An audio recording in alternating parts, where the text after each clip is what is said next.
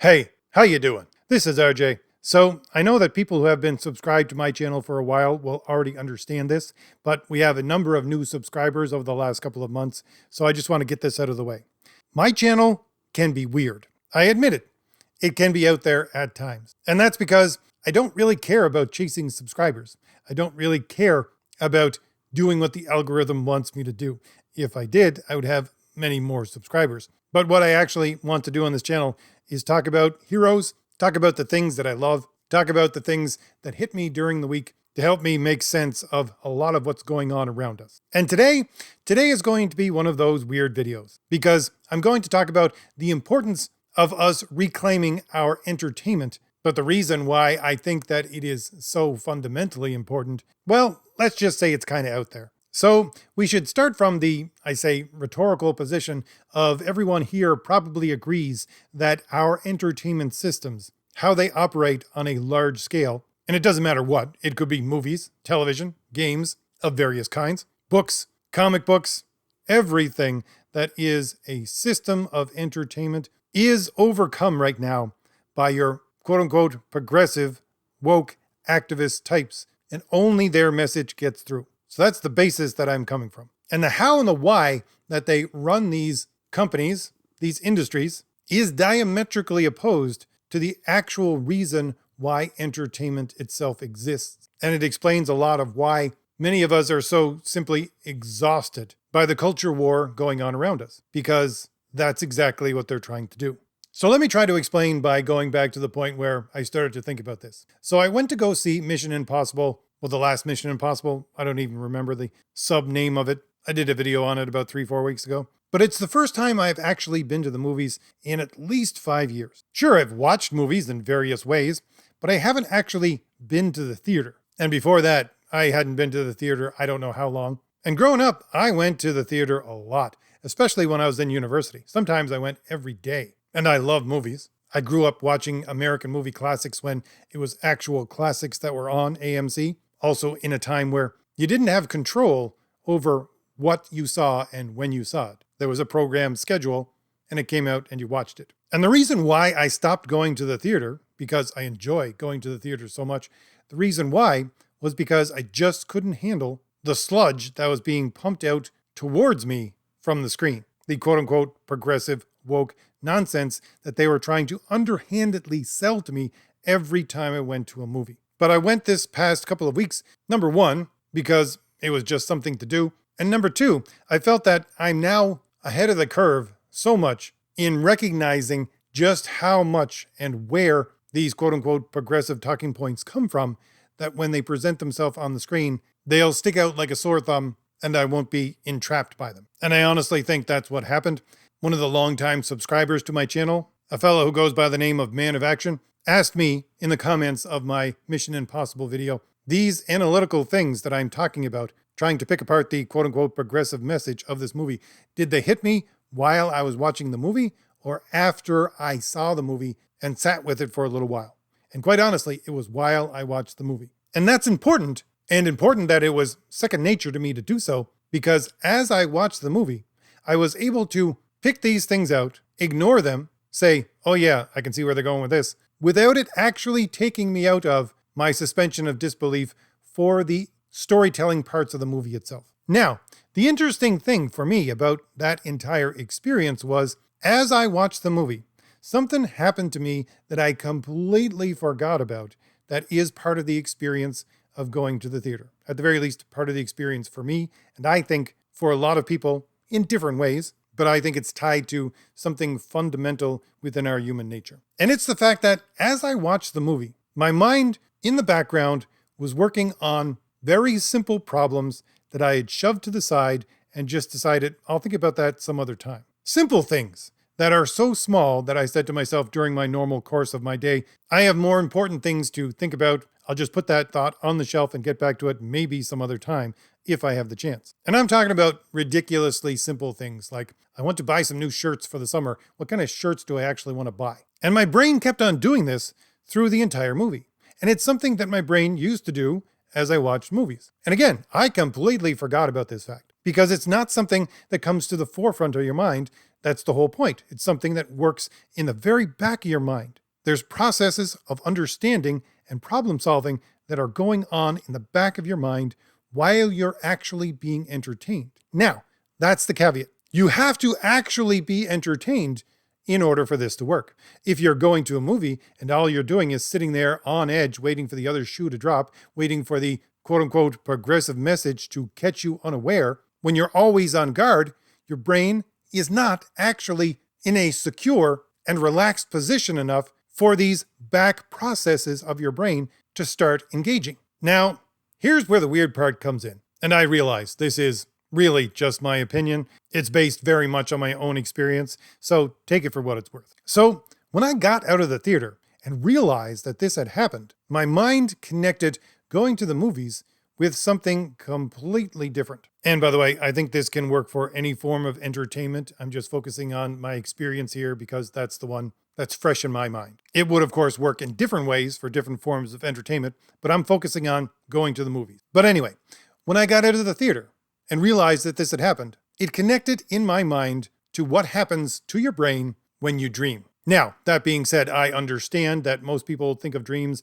in a very subjective way. There's very little actual scientific analysis that I know of about this entire thing, so I'll give you my 2 cents right at the beginning. I have a complex history with the idea of dreaming, mostly because I have a complicated history with sleep. Before I was even a teenager, I started to experience sleep paralysis, which is when your brain is fully awake, but your body still can't move. Kind of freaked me out. So I had to deal with sleep in a very precise way. And it got me to analyzing my own dreams in a very precise way. And I started to analyze why things in my dreams actually showed up. And here's the analogy that always comes to my mind when I think about it and when I try to understand it. For me, in my dreams and my analysis of my own dreams, I would see these seemingly random things that would become part of my dreams. And when I thought about them, I would understand that they're not seemingly random at all. They were half-finished thoughts that I had during the day that got abandoned. So my analogy is that my brain is a giant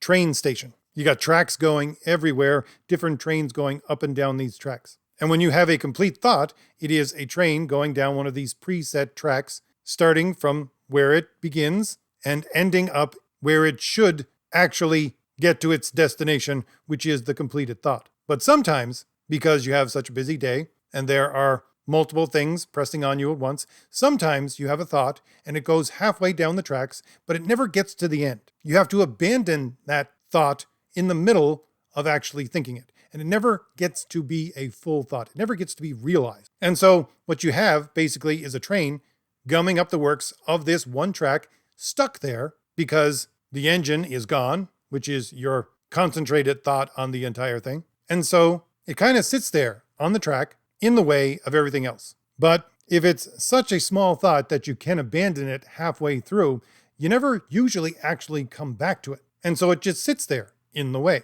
And here's the thing, your brain only has so many of these tracks that you can use, and it needs them all to be clear. So when you go to sleep, especially when you dream, what happens is that, again, analogy, part of your brain, the chemicals in your brain, send a new engine for that abandoned train, hook up to it, and bring it to the other side so it can clear the tracks. And that's why I found most of the settings or seemingly random things happened in my dreams.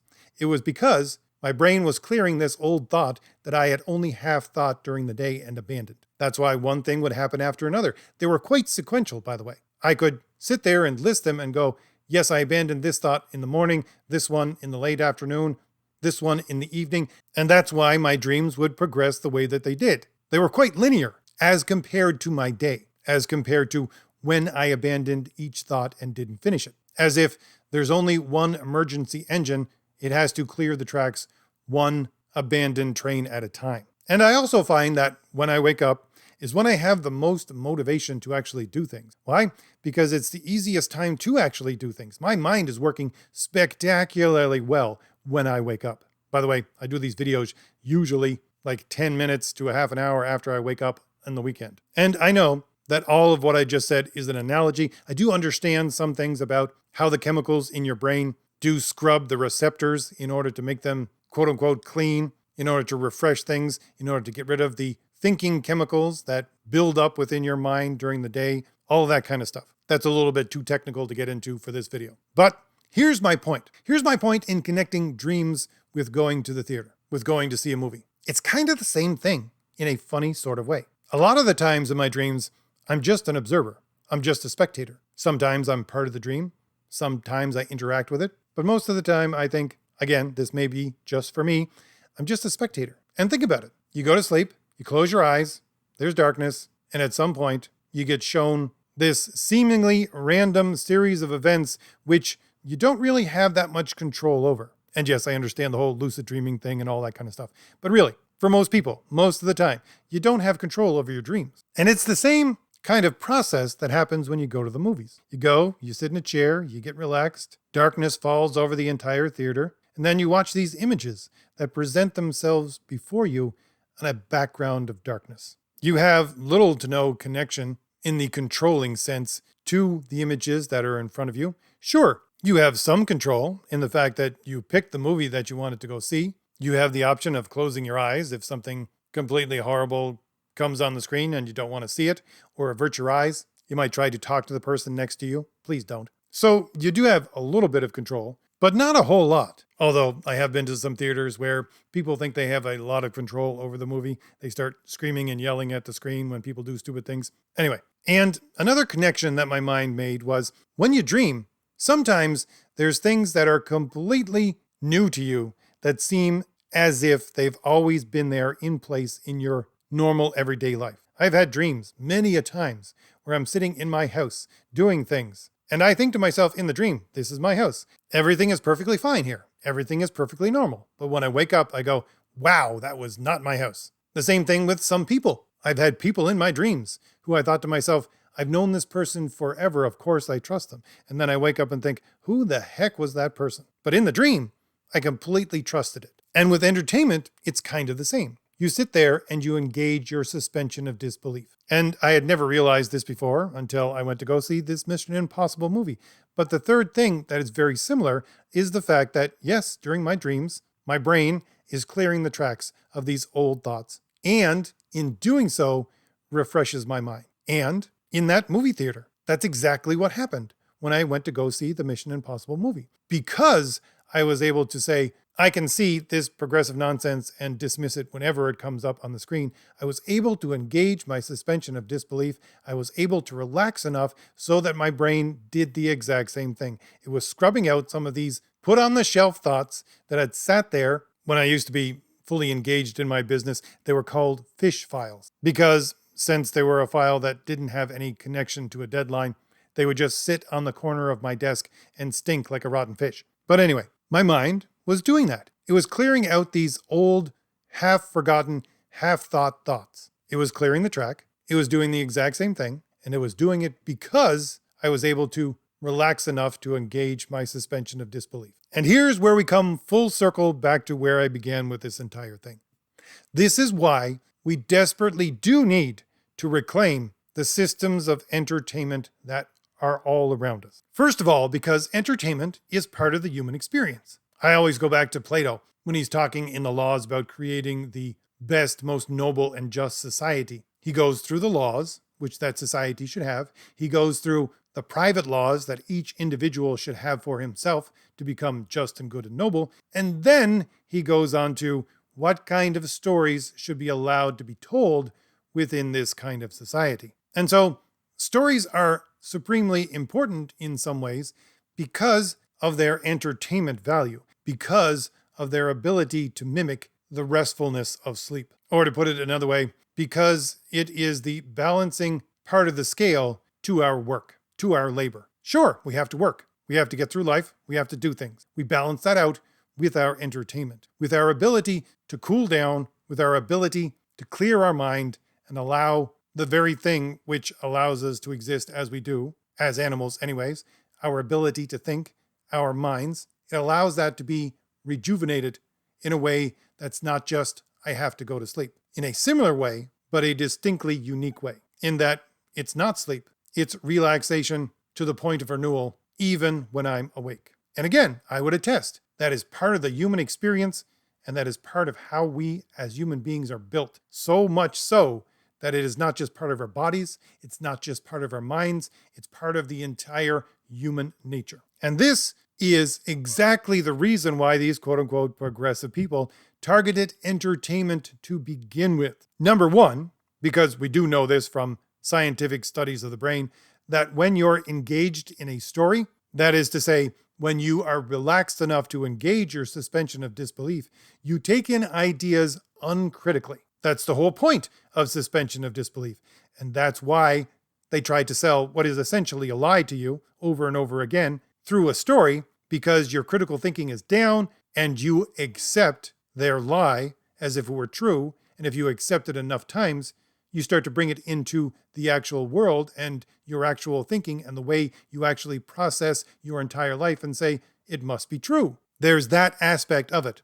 But the other aspect of it is because, and I don't know about you, but I've seen this many, many times over the course of my channel, going through podcasts and articles and everything else where these quote unquote progressive people are talking to other quote unquote progressive people and they just lay it out flat. It's because there can be no respite for you. There can be no place that you can retreat to where you can feel good, where you can escape. You must always have this quote unquote progressive message stuck in your face and be it at the top and forefront of you must accept this. There is no escape. Escapism is dead in our society because these quote unquote progressive people have taken over all the major forms of entertainment. And that itself has many facets to it, one of which is the fact that your brain, if you can never actually engage while you're awake with a good story and engage your suspension of disbelief, then your brain doesn't have the ability to rest as it should. Thus, you become exhausted, and when you're exhausted, you're easier to control. And that's really all that it comes down to, because that's really what your quote-unquote progressive ideology always comes down to. It's power and control. Whereas the normal everyday human being, the normal everyday human experience, the expression of your human nature is saying, no. I want a time and a place when I'm awake where I don't have to talk about or think about power and control. I just want to relax. I just want to scrub my brain with some mindless entertainment that allows me to become refreshed, that allows me to truly be human. And that's the key. That's the key to why somehow, some way, I don't know how, but somehow we have to regain control of the entertainment system, because really getting into a good story, allowing yourself the indulgence, and it's an indulgence because you don't have your guard up anymore, trying to fend off this ideology that's coming at you, but you allow yourself the indulgence of accepting this story as it presents itself before you, because it allows you, in the end, not just to be refreshed, but simply to feel human. All right, that's all I got for you today. If I gave you anything new to think about, hit like, hit the shield in the lower right-hand corner of your screen to subscribe, and leave me a comment. Tell me what you think about this out there video. Give me your own thoughts on the entire thing. Also, just want to remind everyone, there is a link in the description for the sign-up page for my new stories which are coming out called Fade to Blue. You can go over to that page, watch the trailer, see some of the art, and if you feel inclined, leave your email address so that you can be informed via email when the project goes live. All right, I'll leave it there. I'll see y'all later.